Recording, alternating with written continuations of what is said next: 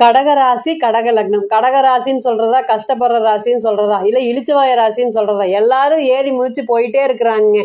இருந்தாலுமே கடவுளுடைய அனுகிரகம் கடகத்துக்கு ரொம்ப அதிகமா இருக்குதுங்க. எந்த இடத்துல நீங்க அவமானப்படுத்தப்பட்டீங்களோ அதே இடத்துல ஜெயிக்கக்கூடிய வாய்ப்பை நிச்சயமாக யோகத்தை ஏற்படுத்தி கொடுப்பார். அதனாலதான் காலபுருஷனுக்கு 4ஆம் இடமான சந்திரன் திக்பலம் பெறக்கூடிய வீட்டுல நீங்க பிறந்திருக்கீங்க. இது ஆணா இருக்கட்டும் பெண்ணா இருக்கட்டும், ரொம்பவே சாஃப்ட் டைப்பு.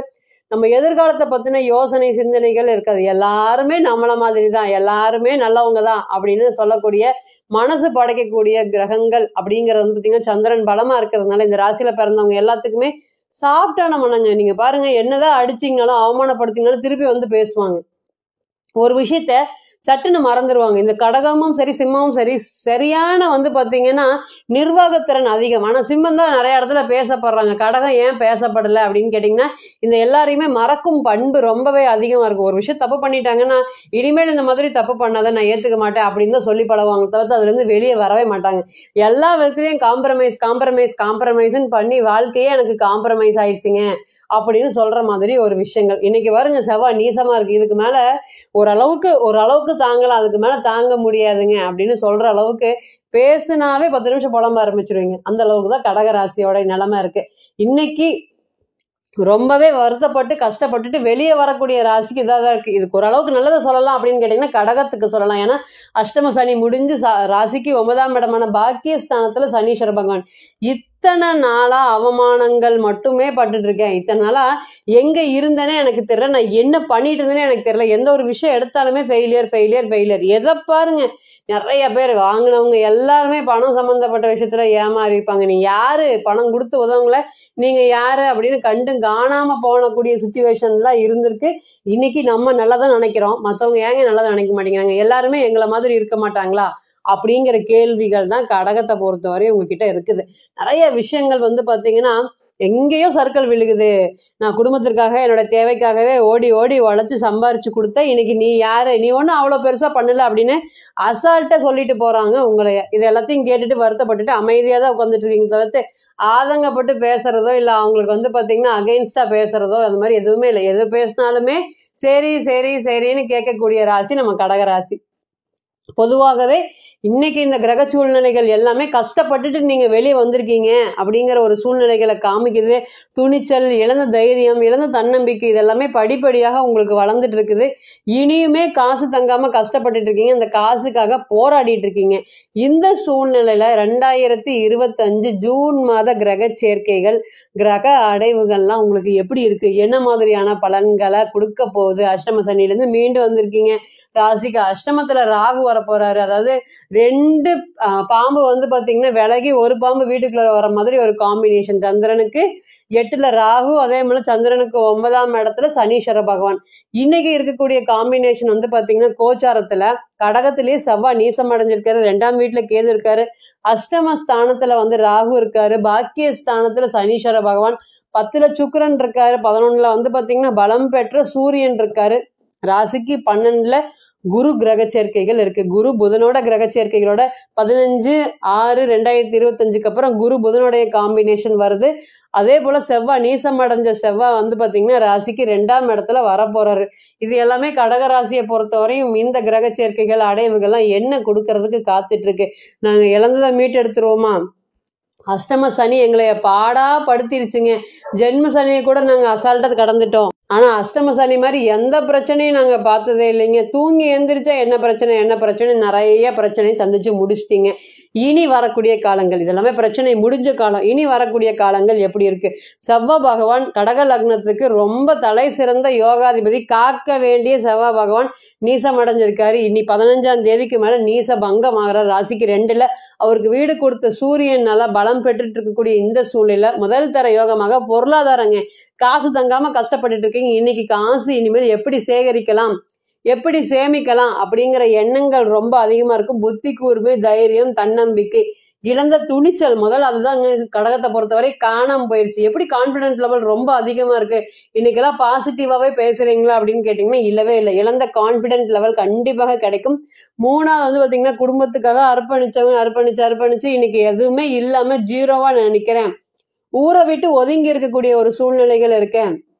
இனி வெளியே உங்களுடைய சங்காத்தமே வேண்டாம்ப்பா, வெளியே நான் போய் பழச்சிக்கிறேன் அப்படின்னாலும் வெளியே போகிறதுக்கு எனக்கு பயமாக இருக்குது அப்படிங்கிற மாதிரி ஒரு சூழ்நிலைகளை கொடுத்துட்ருக்கும். ஏன்னா ராசியிலே ஒரு நீச கிரகம் இருக்கும்போது நமக்கு வராது, நமக்கு வந்து பார்த்திங்கன்னா அடுத்த ஸ்டெப்பு போக முடியாது அப்படிங்கிற எண்ணங்கள் தான் அதிகமாக இருக்கும். இனி செவ்வாய் நீசம் அடைஞ்சு 2ஆம் இடத்துக்கு வர்றதுனால, நீச பங்கம் ஆகிறதுனால தொழில் சார்ந்த விஷயத்துல வெளியில போறதுக்கும் வேலை சார்ந்த விஷயத்துல வெளியே போறதுக்கும் இருக்கக்கூடிய பிரச்சனைகள் எல்லாமே விலகும்.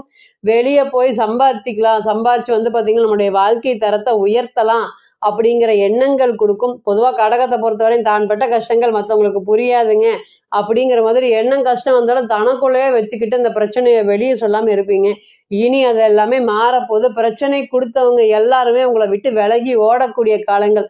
எதிராளிகள் தொல்லை தான் கடகத்தை பொறுத்தவரை ரொம்ப அதிகமாக இருக்குது. ரெண்டு பேர் சேர்ந்து தனித்தனியாக இருந்த எதிரிகள் எல்லாமே இன்னைக்கு கூட்டு சேர்ந்து குடும்பத்தை விட்டு விளக்குற மாதிரி ஒரு சூழ்நிலைகளை கொடுத்துருக்காங்க. அது எல்லாமே இனி மாறப்போகுது. அதே போல் கடகத்தை பொறுத்தவரையும் சுக்கிரன் வந்து பார்த்தீங்கன்னா தன்னுடைய வீட்டை பார்க்கறதுனால இடம் வீடு சம்மந்தப்பட்டிருக்கக்கூடிய பிரச்சனைகள், அதாவது எனக்குன்னு ஒரு இடம் இல்லை, எனக்குன்னு ஒரு வீடு இல்லை, எனக்குன்னு ஒரு பேரில் ஒரு டாக்குமெண்ட் இல்லை அப்படின்னு இடம் சம்மந்தப்பட்டது வீடு சம்மந்தப்பட்டது எனக்கு நடக்கலை, நான் வந்து நிறைய இடம் பார்க்குறேன் முயற்சி பண்ணுறேன், நான் கேட்குற தரமாட்டேங்கிறாங்க. ஆனால் மற்றவங்க கேட்குறாங்க ஏதோ ஒரு வழியில் வந்து ஓகே நான் கேட்ட பணத்தை விட அவங்களுக்கு கம்மியாக கிடைக்குது, ஏன் நான் மட்டும் ராசி இல்லாதவனா அப்படிங்கிற மாதிரி கேள்விகள் எல்லாமே இனி குறைய போகுது. இடம் வீடு சம்மந்தப்பட்ட விஷயத்தில் நீங்கள் கண்டிப்பாக வாங்கக்கூடிய காலங்கள் வரும்.